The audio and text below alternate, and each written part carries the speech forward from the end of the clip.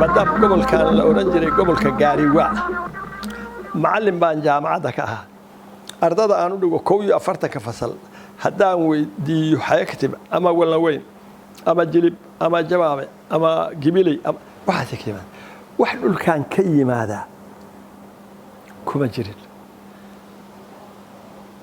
فكرة بقى يقول رأسه ده كاسو يقول هذا ذلك حق بيقول أيه هذه الدولة دي جرام وإذا ما دخلوا وسمايسو سفير كان الله الله مصر ما دام الميل مهمة أن جوجي وعيقيا استجاب هل معلم على يقول صدري وجاب الورد هل معلم سوت استجاب المشي شيء كذا رئيس البعثيبة ورد لو وقري ويسوق صدري أنا عبد الله خالد واكرني جابر واقع سديت يسدحدي كنا سديت سدحدي إن هبل دكسي إن هبل دكسي بقى مقالة الملح إن دكسي أيام مقالة الملح كها وزارة الأخبار شاف مركز شوكة هيسته نو ما كان كريم عندك على الميسان بيجي هذين سكوا الله كفتلا يتقنوا معلنكي وربحنتو يقري أنا سفيرك كعلي وقاهرة لقي معلمتي ولا سوبدي لكن حمر بيسوى ما رجلنا هل معلن أو جابه ليرا أفر باكو حكي واسيكو دين سكول كمان ولا قريبان سني قد جنب بقالة مهمة وحيته guddigan magaalada aan u sameeyay oo nimanka taakuleen jiray oo bariis bila sokor shaaleen dhuxul wax walba kulli bilaash baa loo sii jiray wax magaalada waa soo jeclaysteen marka magaalada looga roonyo laga rabo ayay noqotay magaaladu wadan wax walba la keenayo loo imanayo la shaqeysanayo jimcaana loo keenayo neef loo ma waa la helaya say magaalada u qabsadeen horta waa sida laakiin burburka kadib markaan anigu qaahira tagay oo dawladda Masar heshiiska ula soo saxay oo markii hore aan Addis Ababa tagay oo shiraan u aaday anoo Abdullaahi Suuy Maxamed Shir la socda ayaan waxaan arkay safiirkii kii xamar joo jira halka aan isku aragnay iskuulka naga xiray way idin fureenaa iskuulka hada adigu mas'uuliyad qaas way idin fureen nolo qaahiru la hadlay waxaan loo soo diray ninka amiinul caam oo madaxa iyo laba nin oo la socda loo soo waa la qiimeyn qardho xalay inay nabad tahay iskuulka saasa dibna loo ku furay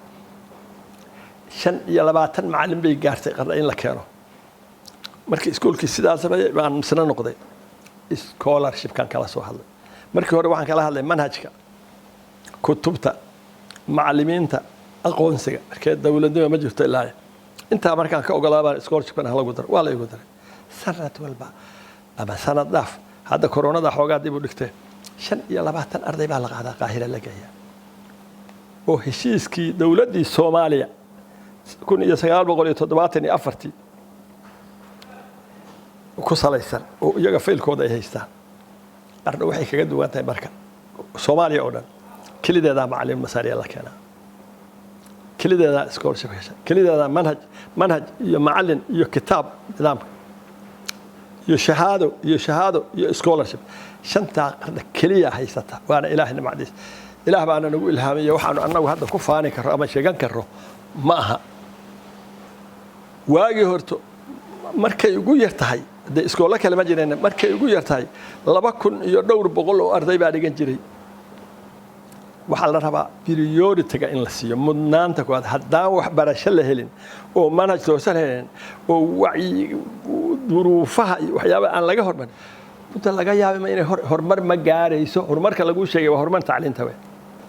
Malaysian tagay Mahathir Mohamad baan taariikhdiisa soo akhriyay priority-ga tacliintu siiyay indagana tacliinta hay'adaynu ku halaynaa priority-ga tacliintu siiyay beerana waa ku xajee alwaaxda Singapore inuu ku dhisano Malaysia inuu ka keensanaa waa nimankaynu 1900 iyo 62 taariikh aan ii saxnayn aynu mooska u diray oo markii abaartu ku dhacday oo ninkii xabad moos waaya qofka mooska cunayay ninkaas aqoon-yahanka baa u soo baxay qorshuu sameeyay Malaysia maanta dawladaha waaweyn oo jira Hindiya Indonesia kulli waa ka horumarsatay waa la socotaa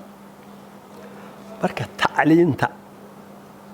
haddii dadka laga dhiso dalka laga dhiso dalku waa kacaya hormaraya